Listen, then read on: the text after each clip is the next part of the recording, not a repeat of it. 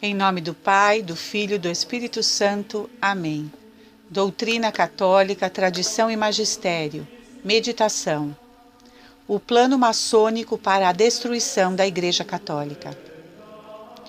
Normas do Grande Mestre da Maçonaria, efetivas desde 1962.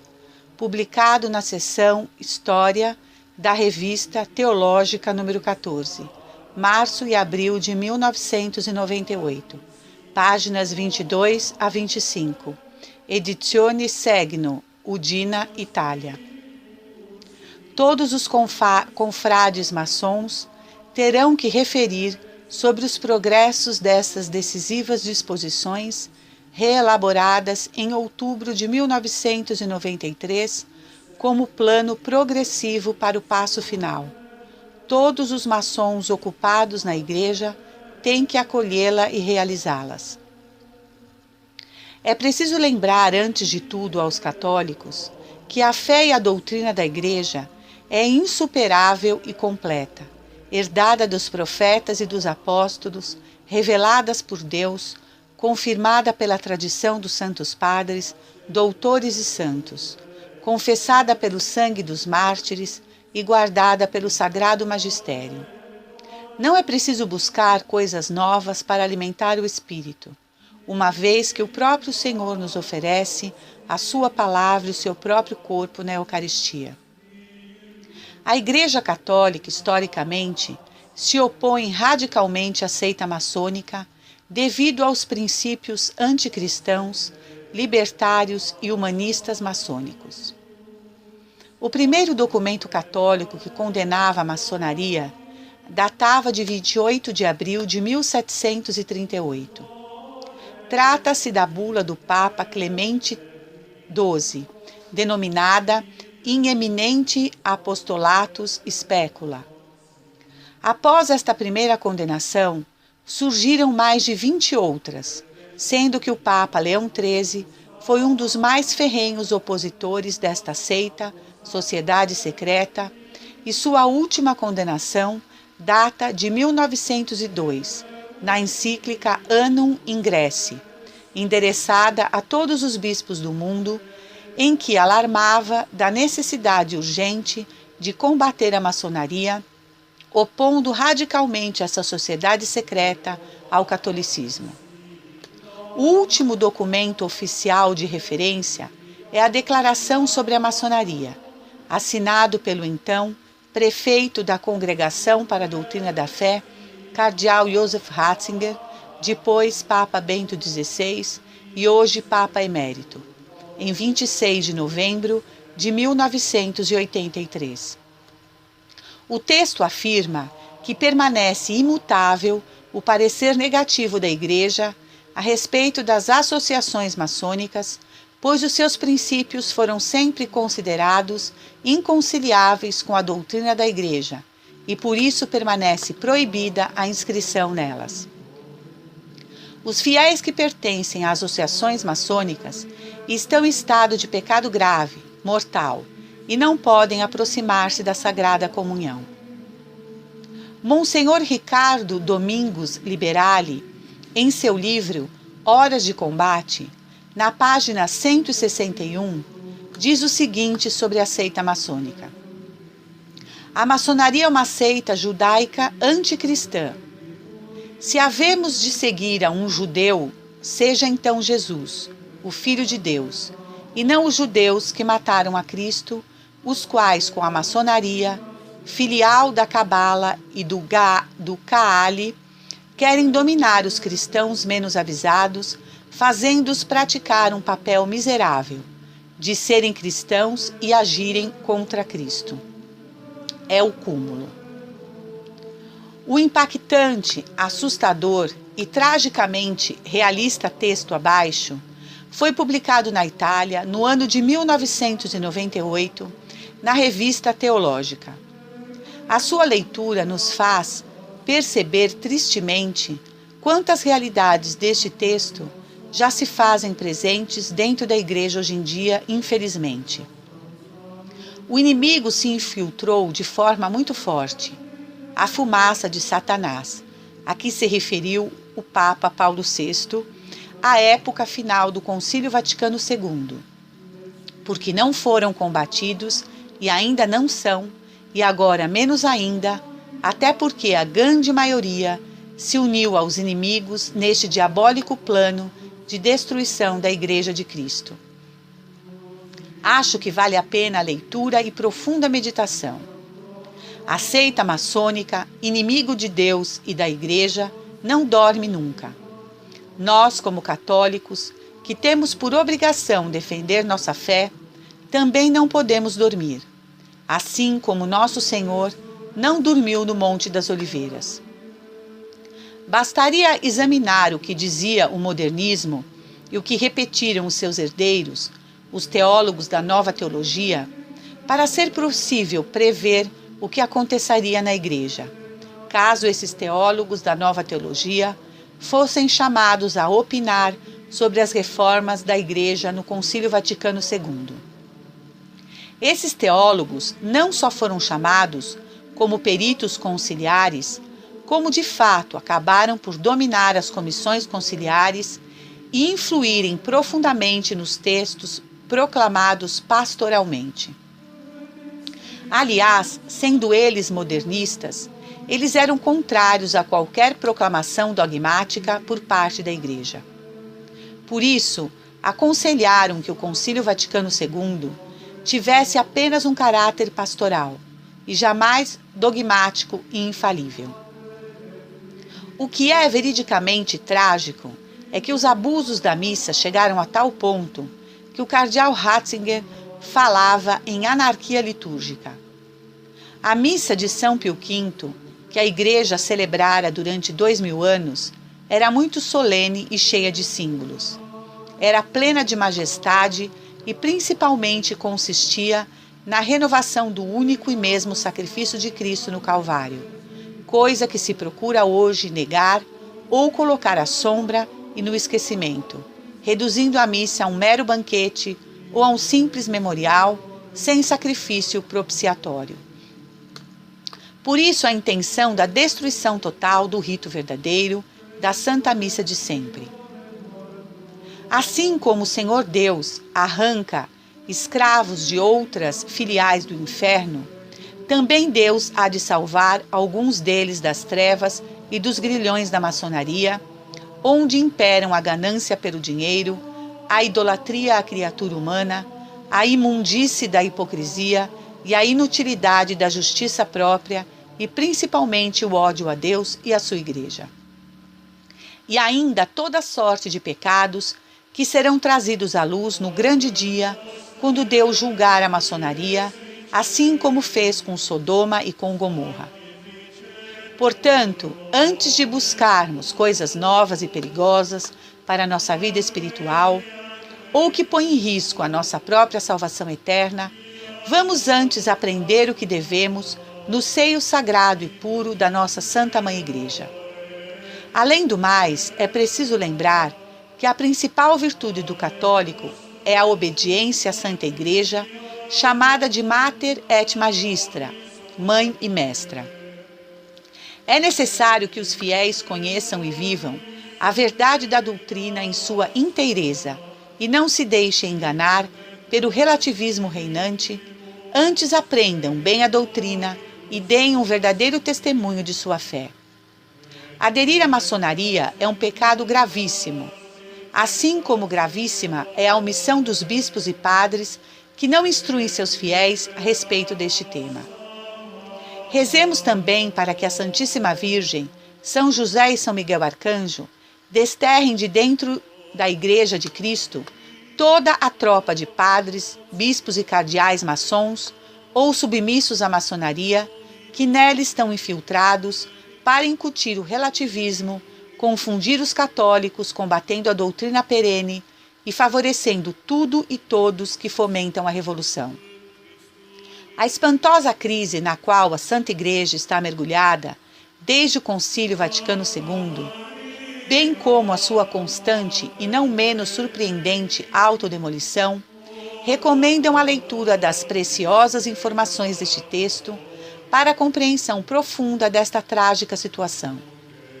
Note-se que o plano maçônico, abaixo transcrito, contendo 33 diretivas, foi aplicado por etapas, de forma progressiva e gradual, para suscitar o mínimo possível de reações.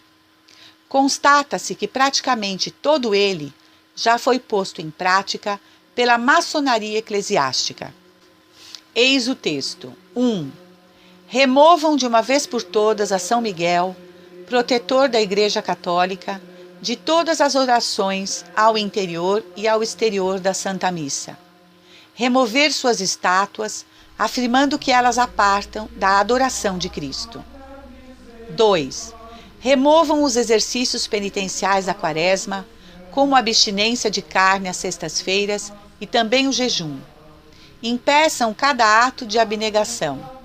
Em seu lugar devem ser favorecidos os atos de alegria, de felicidade e de amor ao próximo.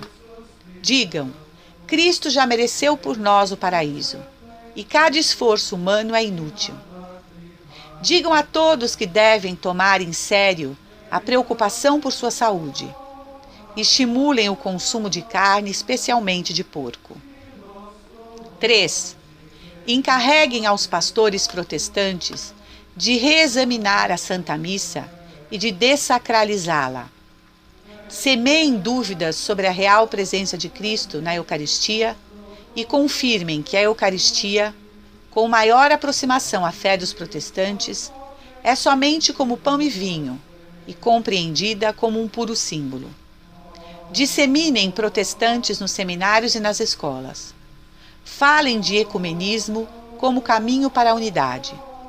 Acusem cada um que crê na presença real de Jesus, o Cristo, na Eucaristia, como subversivo e desobediente para com a Igreja.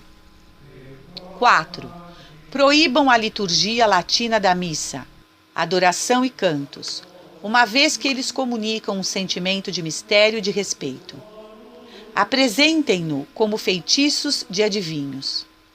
Os homens pararão de crer nos sacerdotes como homens de inteligência superior, de respeitar como portadores dos divinos mistérios.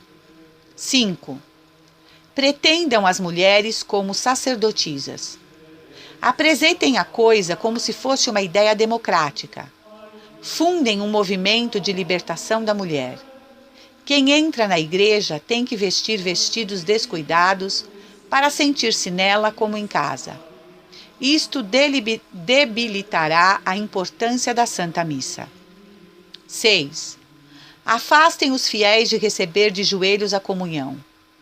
Digam às monjas que devem impedir aos pequenos, antes e depois da comunhão, de ter as mãos juntas. Digam a eles que Deus os quer assim, como são, e deseja que se sintam completamente cômodos. Eliminem na igreja de estar de joelhos e cada genuflexão. Tirem os genuflexórios. Digam às pessoas que durante a missa devem certificar sua fé em posição erguida. 7. Eliminem a música sagrada do órgão. Introduzam guitarras, harpas, baterias, ruídos e sagradas risadas nas igrejas. Isto afastará a gente da oração pessoal e das conversações com Jesus. Impeçam a Jesus o tempo de chamar crianças à vida religiosa. Introduzam ao redor do altar danças litúrgicas com vestidos excitantes, teatros e concertos. 8.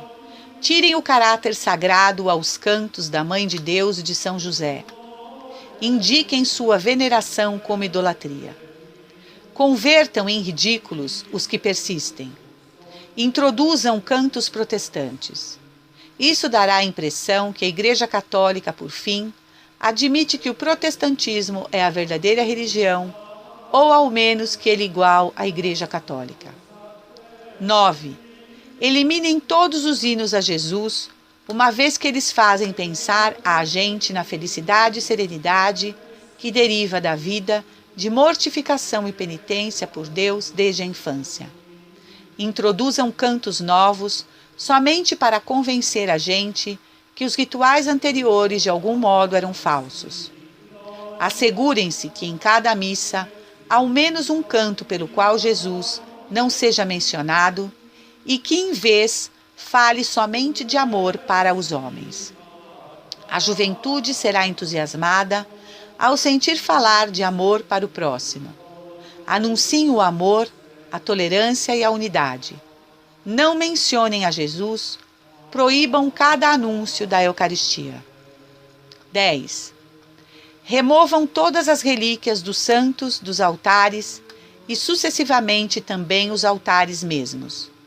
Substituem com mesas pagãs, privadas de consagração, que possam ser usadas para oferecer sacrifícios humanos no curso das missas satânicas.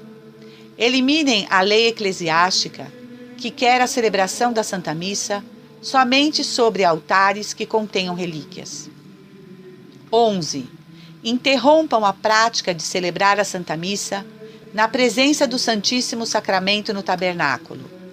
Não admitam algum tabernáculo sobre os altares que são usados para a celebração da Santa Missa.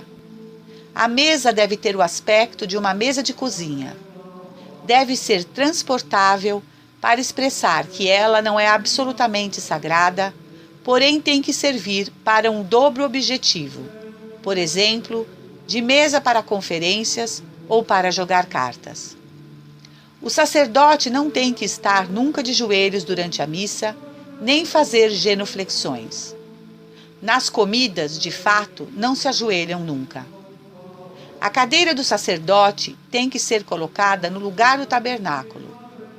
Deem coragem a gente a venerar e também a adorar ao sacerdote no lugar da Eucaristia, a obedecer-lhe no lugar da Eucaristia.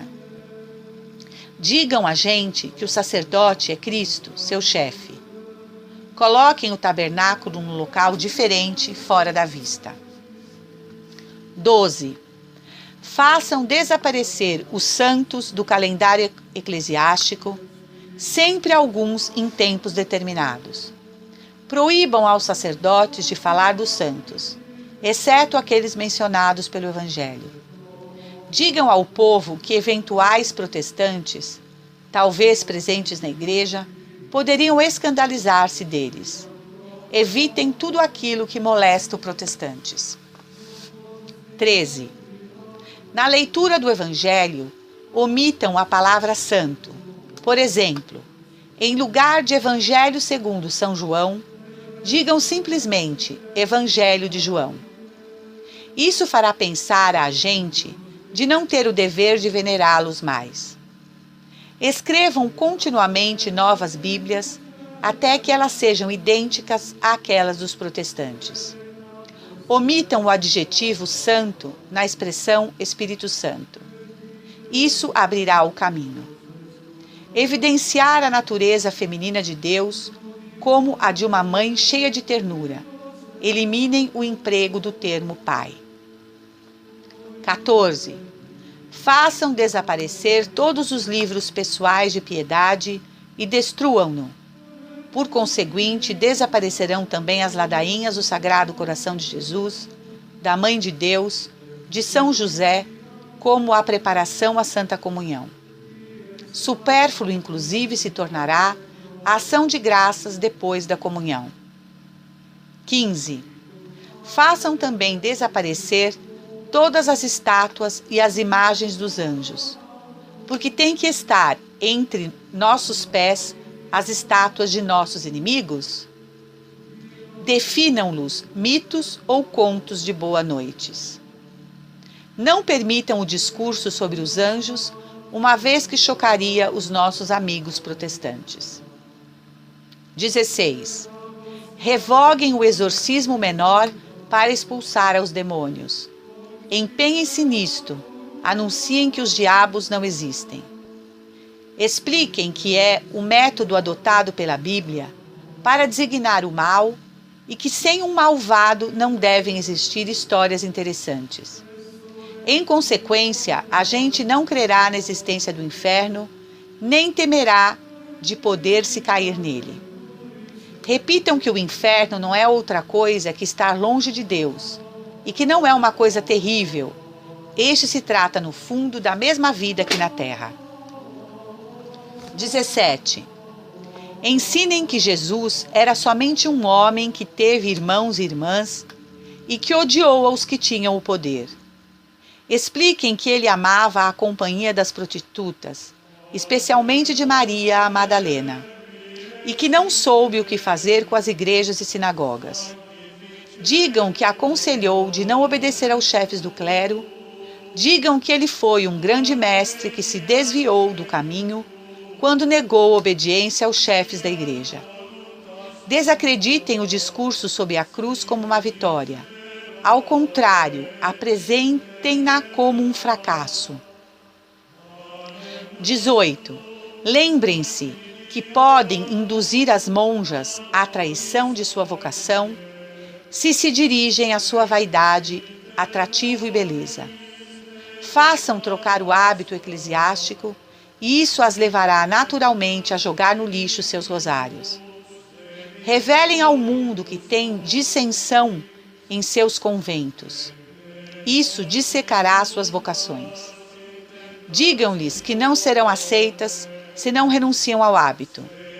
Também favoreçam o descrédito do hábito eclesiástico entre a gente. 19. Queimem todos os catecismos. Digam aos catequistas de ensinar e a amar as criaturas de Deus em vez do mesmo Deus. Amar abertamente é testemunho de maturidade. Façam que o termo sexo se converte em palavra de uso cotidiano em suas classes de religião. Façam do sexo uma nova religião. Introduzam imagens de sexo nas lições religiosas para ensinar às crianças a realidade. Certifiquem-se que as imagens sejam claras. Deem coragem às escolas de tornarem-se pensadores progressistas no campo da educação sexual. Introduzam assim a educação sexual através da autoridade episcopal. Desta maneira, os padres não terão a possibilidade de dizer nada em contrário. 20. Destruam as escolas católicas, impedindo as vocações das monjas. Digam às monjas que são trabalhadoras sociais com um salário e que a igreja está a ponto de eliminá-las. Insistam que o professor leigo católico receba o idêntico salário daquele das escolas governamentais. Empreguem professores não católicos. Os sacerdotes devem receber o idêntico salário como os correspondentes empregados seculares. Todos os sacerdotes devem tirar assim sua batina clerical e suas cruzes para poder serem aceitos por todos. Ponham em ridículo aqueles que não se conformam. 21. Destruam ao Papa, destruindo suas universidades. Tirem as universidades ao Papa, dizendo que em tal modo o governo poderia subsidiá-las. Substituam os nomes dos institutos religiosos com nomes profanos, para favorecer o ecumenismo. Por exemplo, em lugar de Escola Imaculada Conceição, digam Escola Superior Nova. Criem departamentos de ecumenismo em todas as dioceses e preocupem-se que seu controle seja de parte protestante. Proíbam as orações para o Papa e a Maria, porque elas desanimam o ecumenismo. Anunciem que os bispos locais são as autoridades competentes. Sustentem que o Papa é somente uma figura representativa. Expliquem à gente que o ensino papal serve somente à conversação, que ela, de outro modo, não tem nenhuma importância. 22. Combatam a autoridade papal, colocando um limite de idade a seu exercício. Reduzam-na pouco a pouco. Expliquem que é para preservá-la do excesso de trabalho. 23. Sejam audazes. Debilitem ao Papa introduzindo sínodos episcopais. O Papa se tornará então somente como uma figura de representação, como na Inglaterra, onde a Câmara Alta e aquela baixa reinam e deles a rainha recebe as ordens. Sucessivamente, debilitem a autoridade do bispo, dando vida a uma instituição concorrente a nível de presbíteros. Digam que os sacerdotes recebem em tal modo a atenção que merecem. Ao final, debilitem a autoridade do sacerdote com a constituição de grupos de leigos que dominem aos sacerdotes. Deste modo, se originará um tal ódio que abandonarão a igreja e até os cardeais, e a igreja será democrática, a igreja nova. Reduzam as vocações aos sacerdotes, ao sacerdócio, fazendo perder aos leigos o temor reverencial por eles. O escândalo público de um sacerdote destruirá milhares de vocações. Louvem aos sacerdotes que, por amor de uma mulher, souberam deixar tudo. Definem-nos heróicos. Honrem aos sacerdotes, reduzidos ao estado laical, como autênticos mártires, oprimidos ao tal ponto de não poder suportar mais. Também condenem como um escândalo que nossos confrades, como maçons, no sacerdócio, tenham que ser notados e seus nomes publicados. Sejam tolerantes com a homossexualidade do clero. Digam à gente que os curas padecem de solidão. 25. Comecem a fechar as igrejas à causa da escassez de clero. Definem como boa e econômica tal prática. Expliquem que Deus escuta em todos os lados as orações. Neste caso, as igrejas se convertem em extravagantes desperdício de dinheiro. Fechem, antes de tudo, as igrejas em que se praticam piedade tradicional. 26. Utilizem comissões de leigos e sacerdotes débeis na fé, que condenem e assegurem sem dificuldade cada aparição de Maria e cada aparente milagre, especialmente do arcanjo São Miguel.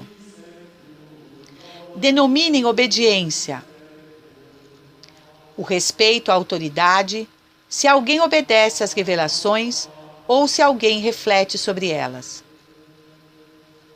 Denominem desobediência o respeito à autoridade, se alguém obedece às revelações ou se alguém reflete sobre elas. Indiquem aos vigentes como desobedientes respeito à autoridade eclesiástica. Façam cair seu bom nome em desestima, então ninguém crerá nessas revelações. 27. Escolham a um antipapa. Afirmem que ele reconduzirá os protestantes na igreja e talvez até os judeus.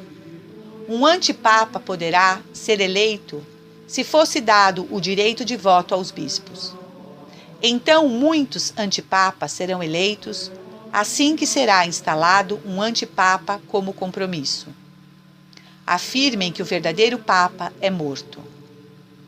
28. Tirem a confissão antes da Santa Comunhão para os alunos do 2º e 3º ano, para que eles não importem nada dela quando frequentem 4º e 5º e depois as classes superiores. Então a confissão desaparecerá. Introduzam em silêncio a confissão comunitária com a absolvição em grupo. Expliquem a gente que coisa sucede por causa da escassez do clero. 29. Digam que este é o tempo dos leigos. Comecem a dar a comunhão na mão, como os protestantes, em vez de dar na boca sobre a língua. Expliquem que Cristo fez do mesmo modo. Recolham algumas hóstias para missas negras em nossos templos.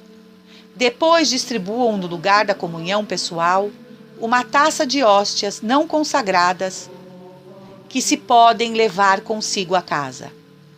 Expliquem que deste modo se podem receber os dons divinos na vida de cada dia. Coloquem distribuidores automáticos de hóstias para a comunhão e denominem-no tabernáculos. Digam a gente que se deve dar o sinal da paz. Deem coragem a gente a deslocar-se na igreja para interromper a devoção e a oração. Não façam sinais da cruz. No seu lugar, façam o sinal da paz. Expliquem que também Cristo se deslocou para saudar os discípulos. Não permitam alguma concentração em tais momentos. 30. Depois que o antipapa for eleito, tirem os sínodos dos bispos, como as associações dos sacerdotes e os conselhos paroquiais. Proíbam a todos os religiosos de pôr em discussão, sem licença, essas novas disposições. Expliquem que Deus quer a humildade e odeia os que aspiram à glória. Acusem de desobediência e respeito à autoridade eclesiástica todos os que põem interrogações. Desanimem a obediência a Deus. Digam a gente que tem que obedecer a estes superiores eclesiásticos. 31. Concedam ao antipapa o máximo poder de eleger aos mesmos sucessores. Ameacem, sob pena de excomunhão, a todos os que amam a Deus de levar o sinal da besta. Não o chamem, porém, sinal da besta. O sinal da cruz não tem que ser feito nem usado sobre as pessoas ou através delas. Não se deve benzer mais. Fazer o sinal da cruz será designado como idolatria e desobediência. Declarem falsos os dogmas anteriores, exceto aquele da infalibilidade pontifícia. Proclamem a Jesus Cristo um revolucionário frustrado. Anunciem que o verdadeiro Cristo presto virá. Somente o antipapa eleito tem que ser obedecido. Digam a gentes que devem inclinar-se quando seja pronunciado seu nome. Ordenem a todos os seguidores do antipapa de combater em santas cruzadas para estender a única religião mundial. Esse texto são normas do grande mestre da maçonaria, efetivas desde 1962, publicado na seção História da Revista Teológica número 14, março e abril de 1998, páginas 22 a 25, Edizione Segno Udine, Itália. Todos os confrades maçons terão que referir sobre os progressos dessas decisivas disposições, elaboradas em outubro de 1993, como plano progressivo para o passo final. Todos os maçons ocupados na igreja têm que acolhê-la e realizá-las. Salve Maria, viva Cristo Rei. Senhor, dai-nos a fortaleza dos mártires. Em nome do Pai, do Filho e do Espírito Santo. Amém.